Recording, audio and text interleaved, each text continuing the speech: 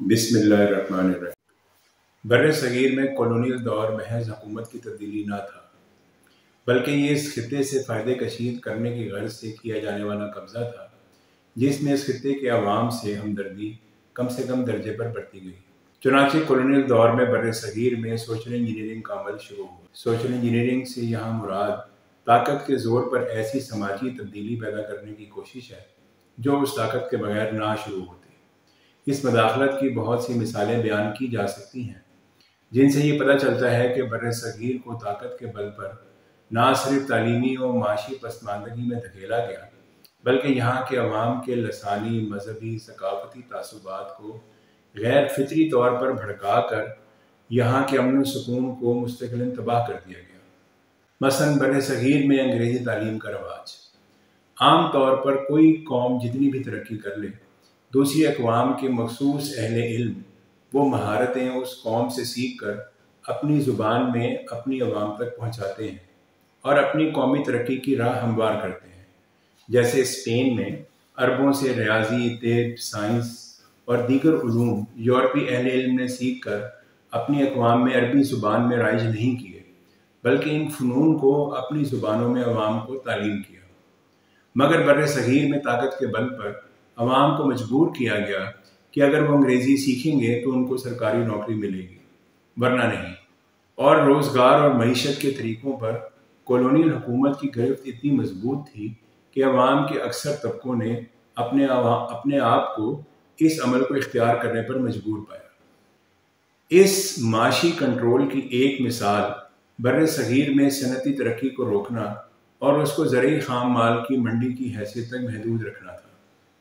बर सग़ीर को खाम माल की एक कॉलोनी की हद तक महदूद रखना बरतानवी पॉलिसी थी, जिसके लिए यहाँ अंग्रेज़ी तालीम वो राइज की गई जिससे सरकारी मुलाजमतों की अंजाम दही तो आसान हो जाए, मगर इससे अवामी शऊर और सलाहियत में इजाफा मकसूद ना था। टेक्निकल तालीम ना होने के बराबर थी। शुरू में रेलवे इंजन बनाने के चंद कारखाने यहाँ कायम किए गए, मगर जब हिंदुस्तानी हुनरमंदों ने इंजनों के डिज़ाइन में बेहतरी पैदा करने की सलाहियत का इजहार शुरू किया, तो इस अमल को रोक कर इनको सिर्फ मुरम्मती वर्कशॉप्स तक महदूद कर दिया गया। ज़िमनी तौर पर एक बात ये भी जहन में रहे कि हम ये बात सुनते हैं कि पाकिस्तान एक ज़रई मुल्क है। यहाँ ज़रई मुल्क बमुकाबला सनती मुल्क में मुराद होता है, और किसी ज़माने में इस महदूद सलाहियत को बड़े फ़ख्र के साथ बयान किया जाता था। तो ये सवाल ज़हनों में पैदा होता है कि ऐसा क्यों है। इस सवाल के जवाब के एक हिस्से का ताल्लुक माजी से है कि ये बात उसी कॉलोनियल पॉलिसी की बाज़गश्त है कि जिसने इस खित्ते को सिर्फ खाम माल की पैदावार के लिए मखसूस कर रखा था, बल्कि बर सग़ीर को जो सनती सलाहियत हासिल थी उसका भी खात्मा कर दिया गया। मिसाल के तौर पर मुग़ल दौर में ढाका की मलमल मशहूर थी और बर सग़ीर से बाहर जर्मनी, बरतानिया और यूरोप के दीगर ममालिक तक उसकी तिजारत थी। जब ईस्ट इंडिया कंपनी ने बरतानवी मिलों का तैयार करदा कपड़ा यहाँ बेचना चाहा, तो ढाके की मलमल के सामने बरतानवी फैक्ट्रियों का बना कोई कपड़ा ठहरता ना था। कंपनी ने अपने सियासी असर को इस्तेमाल करते हुए मुख्तलिफ टैक्सों और पाबंदियों के ज़रिए इस सनत से वाबस्ता हुनरमंदों को इतना सताया कि वो ये काम छोड़ने पर मजबूर हो गए। बाज़ मौरखीन ने यह भी लिखा है कि इन हुनरमंदों के अंगूठे ही काट दिए गए जो इस हुनर में यकता थे। यूँ ये सनत मुकम्मल तौर पर बंद हो गई। ये तो सिर्फ एक मिसाल है। इसी तरह की कई मदाखलतों की मदद से यहाँ रहने वालों की ज़िंदगी का तर्ज और रुख बज़ौर ताकत मुतय्यन करने की कोशिश की गई, जिसके असरात आज भी महसूस किए जा सकते हैं।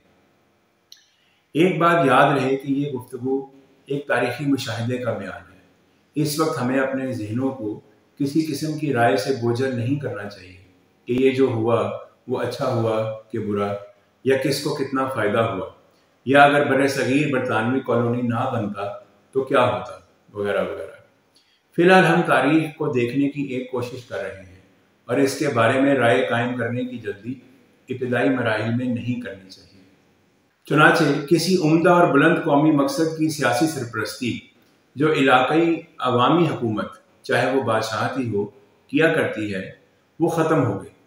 अब किसी नई दरियाफ्त या हुनर के نہ صرف عوام کو اہل ہی نہیں سمجھا گیا بلکہ کوئی ایسا پلیٹ فارم نہیں بنایا گیا جہاں مقامی ہنر کی حوصلہ افزائی ہوتی، بلکہ الٹا مقامی ہنرمند صنعت کو ختم کرنے کے لیے ظالمانہ ہتھ کنڈے استعمال کیے گئے۔ جب ٹیلنٹ کی سیاسی سرپرستی اور اس کی پذیرائی ختم ہوئی تو عوام میں اس کا وقار، احترام اور چاہت بھی ختم ہو گئی، اور عوام محض اپنے نئے آقاؤں کی منشا کے مطابق زندگی بسر کرنے کے عادی ہوتے چلے گئے، جس کو ہم ذہنی غلامی سے بھی تعبیر کر سکتے ہیں۔ کالونیل پالیسیوں کے نتیجے میں جہاں اور بہت ساری تبدیلیاں آئیں، ان میں سے ایک عوام کے بڑے طبقے میں شناخت کا بحران پیدا ہونا تھا۔ شناخت کا بحران کیا ہے؟ اگر آپ ایک شخص کو ملیں جو بظاہر صحت مند اور توانا ہو مگر اس کی یادداشت ہو گئی ہو، تو کیا وہ آپ کو بتا سکتا ہے کہ وہ کون ہے، وہ اس وقت کیا چاہتا ہے، زندگی میں اس کے مقاصد کیا ہیں؟ وہ شخص اپنے بارے میں بھی پوری طرح نہیں بتا سکتا کہ وہ کن صلاحیتوں کا مالک ہے۔ شناخت کا بحران نہ صرف انسان کی منزل کھوٹی کر دیتا ہے بلکہ اپنی صلاحیتوں کے حوالے سے بھی غلط فہمی پیدا کرتا ہے۔ یا تو انسان اپنے آپ کو بہت برتر صلاحیتوں کا مالک سمجھنا شروع کر دیتا ہے یا بالکل نکما سمجھ کر مایوس ہو جاتا ہے۔ اب جس طرح شناخت سے عاری انسان اپنے ذہن سے نہیں چل سکتا، اس کے فیصلے اس کے اپنے نہیں ہوتے، وہ ایک کٹ پتلی بن جاتا ہے، تو اگر یہی سلوک انسانوں کے کسی گروہ کے ساتھ کیا جائے کہ ان کو ان کی تاریخ بھلا دی جائے یا کم از کم اس کے حوالے سے شک میں مبتلا کر دیا جائے، تو اس گروہ کی اپنی کوئی شناخت رہ جاتی ہے؟ کیا اس قوم یا طبقے کی کوئی متعین منزل ہو سکتی ہے؟ کیا وہ ایک کٹ پتلی بن کر نہیں رہ جائے گی؟ اور ان کو کنٹرول کرنا کتنا مشکل ہوگا۔ کالونیل دور میں مختلف طریقوں سے عوام کے بڑے طبقوں میں شناخت کا بحران پیدا کیا گیا۔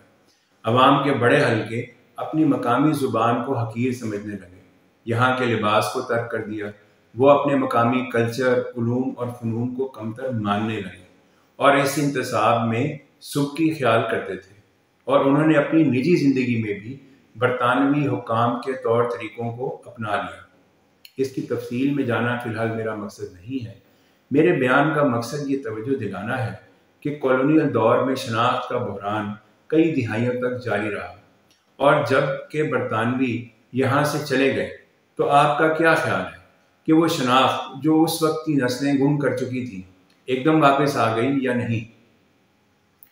شناخت کے بحران کا ایک اور نتیجہ عوام کا متذبذب ہونا تھا۔ وہ ہر چیز کی طرف سے شک میں پڑتے چلے گئے۔ وہ متذبذب ہو گئے کہ ان کے ارد گرد ماحول میں کیا چیز ان کی اپنی ہے اور کیا کسی دوسرے کی، ان کے دوست کون ہیں اور دشمن کون۔ اس کی ایک بڑی مثال وطنیت کے تصور کی تھی کہ وہ لوگ جو کئی سو سال سے اس خطے میں آباد تھے، وہ اس وطن کے بارے میں متذبذب ہو گئے کہ یہ کسی اور کا کتنا ہے اور میرا کتنا، یا کون سا حصہ کس کا کتنا ہے۔ آپ دیکھیں کہ یہ وہ سوال تھے جو کالونیل دور میں پیدا ہوئے، اور ان گتھیوں میں الجھ کر بر صغیر کے عوام مجموعی طور پر کسی ترقی پذیر مشغلے سے محروم رہے، یہاں تک کہ آزادی کے عمل کے دوران اور اس کے بعد بھی فسادات اور لڑائیوں کا ایک نا ختم ہونے والا انبار ان کے حصے میں آیا ہے۔ ذہنوں کے اس افلاس کے جلوے ہمیں ملک کے اندر بھی دکھائی دیتے ہیں کہ ہم سرکاری املاک کو ابھی تک اپنا نہیں سمجھتے اور وہ ہمارے لیے بدستور اجنبی ہیں۔ اگر آپ کو میری بات تسلیم کرنے میں تامل ہو تو ذرا سوچ کر بتائیں کہ آپ اپنے علاقے کے پولیس اسٹیشن کو کس نظر سے دیکھتے ہیں؟ عدالت جانے کا نام سن کر آپ کے جذبات کیا ہوتے ہیں؟ کیا پولیس اور عدالت کے محکمے عوام کے لیے ذہنی سکون کا باعث نہیں ہونے چاہیے کہ ان کو دیکھ کر عوام کو تحفظ کا احساس ہو؟ مگر کیا ایسا ہے؟ اور اگر نہیں تو کیوں نہیں؟ ایک جواب تو یہی ہے کہ ان اور ان جیسے دیگر اداروں کا موجودہ انتظام کالونیل دور کی پالیسی کا ہی تسلسل ہے کہ جب ان اداروں کے قیام کا مقصد عوام کو تحفظ دینا نہیں بلکہ کالونیل حکومت کی ریٹ قائم کرنا تھا۔ اسی کشمکش کا اظہار یوں بھی ہوتا ہے کہ کوئی احتجاج ہو تو جذباتی گروہ سرکاری املاک کا نقصان کرتے ہیں، توڑ پھوڑ کرتے ہیں، یہاں تک کہ کوئی سرکاری اہلکار ہاتھ لگ جائے تو اس کو جان کے لالے پڑ جاتے ہیں۔ ایک ہی ملک کے عوام آپس میں کس حد تک ذہنی طور پر تقسیم کا شکار ہیں، یہ اس کی ایک جھلک ہے۔ اسی طرح ہم روزمرہ زندگی میں گلی محلے، سڑک کی صفائی اور مرمت میں حصہ نہیں ڈالتے کیونکہ ہمیں اپنے ماحول سے غیر متعلق رہنے کی عادت پڑ چکی ہے، اور یہ عادت شاید کالونیل دور کے تاریخی تسلسل کا حصہ ہے جب عوام حکومت میں شامل نہیں تھے، مگر آج میں آپ کو یہ بتانا چاہتا ہوں کہ وقت بدل چکا ہے۔ 1947 کے بعد ہم ایک آزاد قوم ہیں، کم سے کم دنیا کی نظر میں تو لازمی، اور ہمیں آزاد قوم جیسے ہی طور طریقے اپنانے ہوں گے۔